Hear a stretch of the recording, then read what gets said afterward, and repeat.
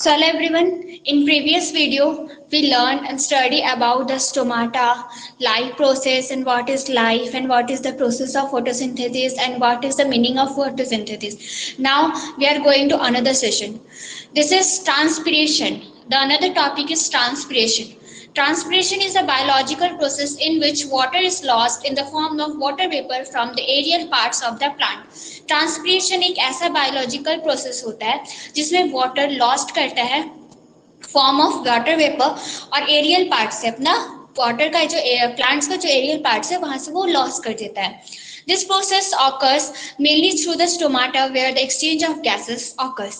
ये प्रोसेस वहाँ ही होता है जो स्टोमाटा के उस पार्ट में होता है जहाँ पर गैसेस एक्सचेंज होते हैं, जैसे ऑक्सीजन और कार्बन डाइऑक्साइड जहाँ पर एक्सचेंज होते हैं वहाँ पर ये प्रोसेस होता है, उसको हम लोग ट्रांसपीरेशन कहते हैं.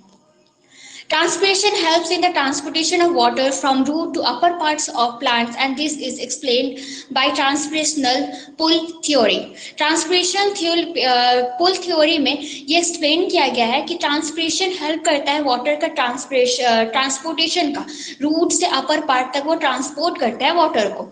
Loss of water, especially from leaves, act as a straw effect and pulls water upward from roots.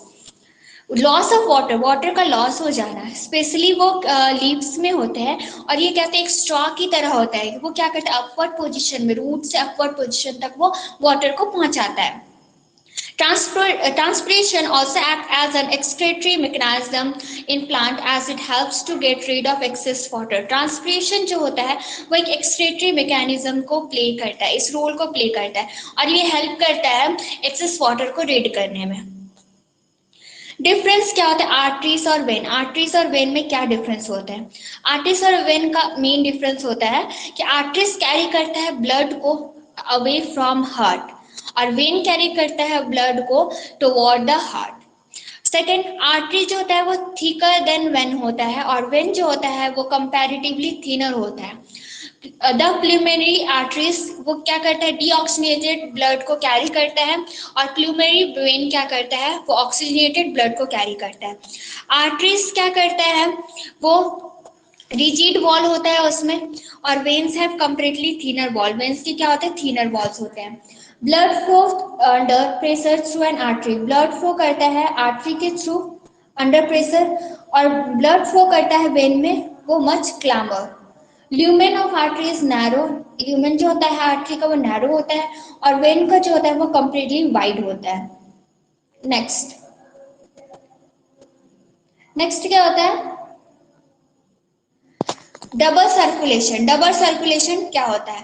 Double circulation मतलब होता है इन ह्यूमन बॉडी, हमारे बॉडी में ह्यूमन के बॉडी में ब्लड सर्कुलेट करता है हार्ट ट्वाइस, 2 बार वो ब्लड सर्कुलेट होता है. Once it goes through the heart during pulmonary circulation and second during systematic circulation. First क्या होता है वो प्लूमेनरी का सर्कुलेशन होता है और सेकंड क्या होता है सिस्टमैटिक सर्कुलेशन के टाइम में वो सर्कुलेट करता है. Hence, circulation in human beings is called double circulation. इसलिए circulation in human beings को क्या कहते हैं डबल सर्कुलेशन कहते हैं. Transportation in plant.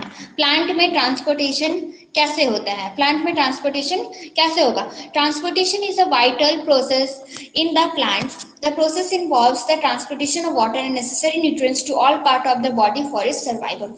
ट्रांसपोर्टेशन जो होता है वो बहुत क्या होता है वाइटल होता है, वाइटल प्रोसेस होता है प्लांट का. ये प्रोसेस जो होता है ट्रांसपोर्टेशन के प्रोसेस को फॉलो करता है और नेसेसरी होता है न्यूट्रिएंट्स को पूरे पार्ट्स तक प्लांट्स के पहुंचाने के लिए ताकि वो सरवाइव कर सके. Food and water transportation takes place separately in plants. Foods and water transportation जो होता है वो separately इस plant में transport करते हैं. The phloem is responsible for the translocation. phloem जो होता है वो phloem किसे कहते हैं? phloem जो होता है वो क्या होता है रिस्पॉन्सिबल होता है ट्रांसलोकेशन के लिए. ट्रांसलोकेशन के लिए वो उसके रिस्पॉन्सिबल होता है ताकि वो न्यूट्रिएंट्स और शुगर जैसे कार्बोहाइड्रेट्स हो गया जो प्रोड्यूस हो रहा है लीव्स में to areas to the part that metabolical active, ताकि वो सब क्या हो सके एक्टिव हो सके. Fiber tubes, companion cells, phloem fibers और phloem parenchyma cells are component of this tissue. इस टिश्यू के ये सब उसके component होते हैं. Fiber tubes, उसके बाद क्या हो गया कंपेनियन सेल्स, phloem fibers और phloem parenchyma cells, ये सब उसके component होते हैं. नेक्स्ट जाइलम क्या होता है? Xylem tissue transports water in plant from root to all parts of the plants. Xylem क्या करता है, सारे पार्ट्स है प्लांट के सारे पार्ट्स में रूट से लेकर सारे पार्ट तक वो क्या पहुंचाता है, वाटर ट्रांसपोर्ट करता है। जाइलम टिश्यू क्या करता है, ये किससे मेड बनता है, किससे है, ट्रैकिया से, वेसल से, जाइलम फाइबर से, जाइलम पैरेन्काइमा से। The flow of water and minerals through xylem is always unidirectional. ये क्या रहता है, यूनिडायरेक्शनल होता है। वो क्या रहता है, मल्टी डायरेक्शनल रहता है, और ये क्या रहता है, यूनिडायरेक्शनल, मतलब एक ही डायरेक्शन में फ्लो करेगा।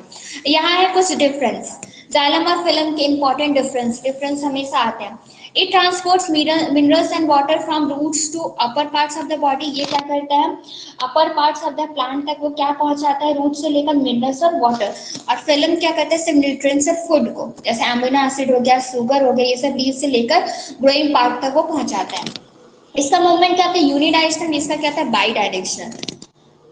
It contains xylem, scalenchyma, xylem parenchyma, tracheas और basal elements। ये सब से वो बनता है, ये कंटेन करता है। और ये क्या कंटेन करता है, कंपेनियन सेल, फेलन पैरेन्काइमा, साइबर ट्यूब्स और phloem fibres.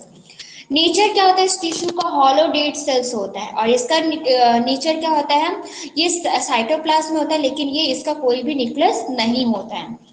This tissue are present in the centre of the vascular bundle. ये वस्कुलर बंडल में प्रेजेंट रहता है, और ये वस्कुलर बंडल में प्रेजेंट नहीं रहता है, ये आउटसाइड में रहता है। ये इनसाइड में रहता है और ये आउटसाइड में रहता है। ये हमेशा सेंटर में रहेगा, ये सेंटर में नहीं रहेगा, मतलब बाहर है।